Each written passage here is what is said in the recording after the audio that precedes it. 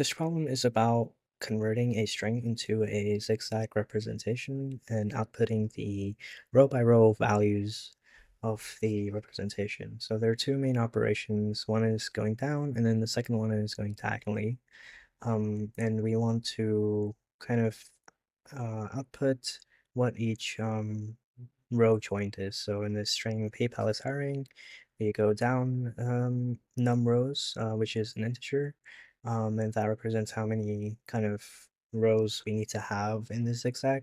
And then we go num rows downwards, and then num rows upwards, downwards, upwards, until we reach the end of the string. So a couple of things to note is that um, we kind of have, we can think of this entire thing as a matrix, and we only need to really think about what values are in each row of this matrix. And so we basically are only interested in what the index, if you think of this as a dictionary, what the index is and what values are present on that index.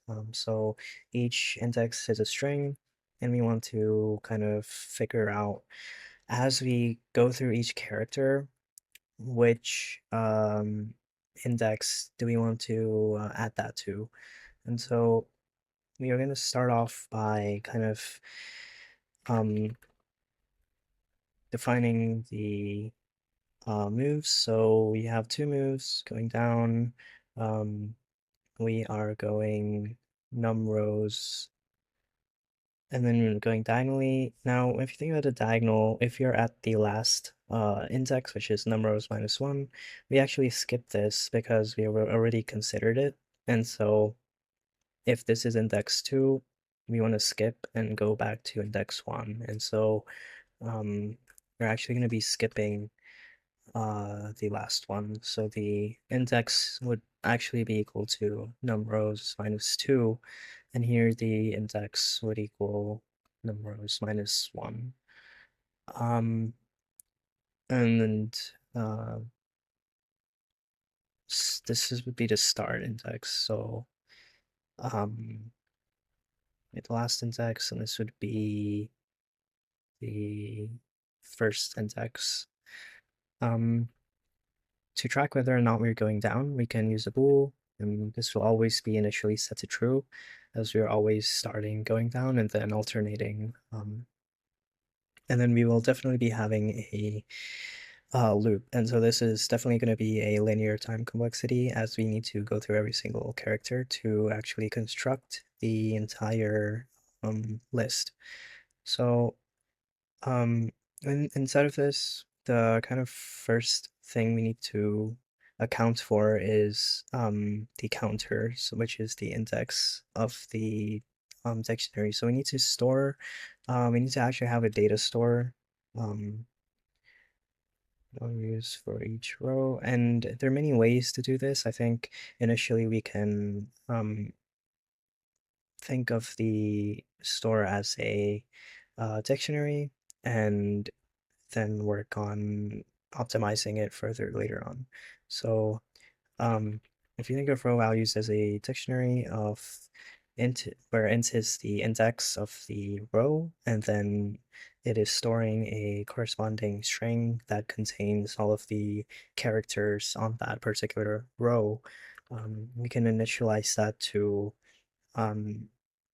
the index and a empty string for I in range numbers, and this will initialize our dictionary. And lastly, we also need to actually store the index. So I think we can use counter, or I think it's easier to just use I and set that to 0. This is going to be our counter to track the row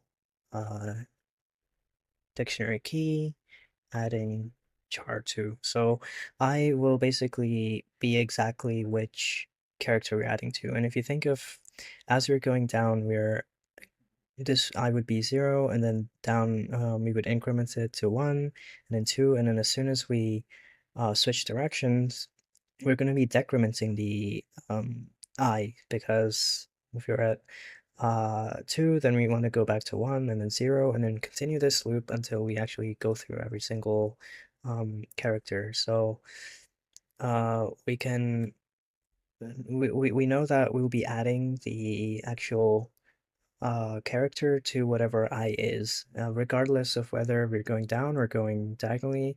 We know that I is going to be the correct index for whatever direction we are in. So the first thing is to add char to existing row value. Um, and so you can just do row values I equals whatever is already there plus the new character. The next step we need to consider is that now that we have added the character to that row, we need to increment the I um, and increment or decrement I based on direction. Because if you're going down, it's easy as we are always incrementing it. But if we are going diagonally, we want to actually decrement it as we are going diagonally upwards. So the final thing to keep in mind is that as we do this, we will need to inevitably reset what I is and what um, the value for the direction is. When we reach the corner cases, which is either the bottom V. So if you think of this pattern as a just a bunch of V's, um, we need to consider the bottom V and then the top V. So the bottom V is when we basically reach the final value going down, and then the top V is when we finish um, going diagonally upwards. And so those are the values we kind of need to skip. And so when we are um, checking what I is, we need to make sure that we actually set those values correctly. Now in the final iteration, when we're going downward, we would be at 2 in this case.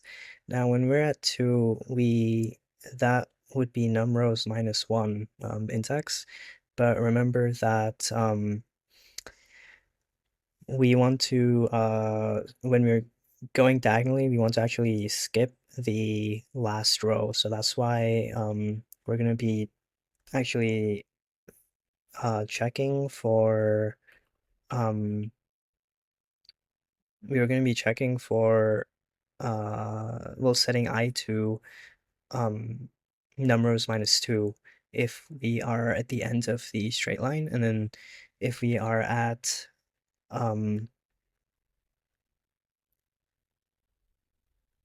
if we are at the end of the diagonal, then we want to skip the 0 index and we want to go straight to 1, and that will be skipping the top corner case. So I can just say that, and it's not if else if I equals -1. Uh, skip top corner v case, and this is skip bottom corner v case. And this is the moment when we are going down equals false, and then going down equals true. And the reason why it's numRows is because we are incrementing before we are actually checking this condition. So when it comes time to, on the final iteration, I will be 2, and then it's going to add it to 2, but then it's going to add 1. So we're going to be ending up at numRows. And similarly for -1, if you're going diagonally, we're going to be at 0, but then we're going to be decrementing it. So that's why we're checking one value higher or lower. and then we are resetting the I so that it is in the correct position. As a final step, we just want to process the string to return. So you can say final string equals an empty string, and then we can iterate. So for row values in row values dot items, final string plus equals uh, value, and it's kind of just a string for that row. So that would be the initial solution, and I forgot to write in. Now it should run. Can check.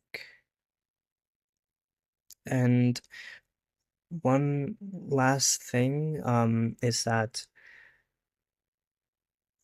regarding numbers, if numbers is less than 2, so it's 1 or fewer number of rows, then we can simply return whatever the string is, as we won't actually ever be doing the diagonal, so there's no need to go through this logic. And so if you're in that, that should work and um, solve all of the edge cases. Now we can do a bit better in terms of optimization. So the solution is optimal in time complexity, but we can do a bit better in space complexity regarding how we're actually storing the values. So we are using strings to represent the values in each row. And the only problem with that is that every time you're doing this add operation, we are creating a new string, as strings are immutable in Python. So we are not actually just appending the last character that we want.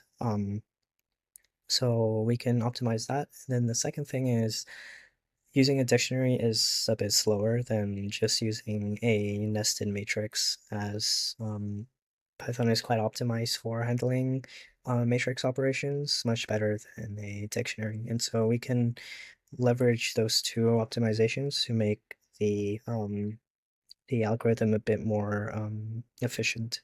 So we can say row values is a list of strings, and which is equal to initializing an empty nested list for each row, like that, and then we can remove the existing one, and that means we can simplify how we are adding.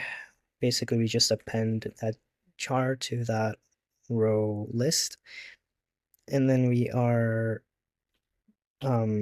changing the way we construct the answer. So for row in row values, for char in row, final string plus equals char, and we can return the final string. So if you run that, should give us the same output. And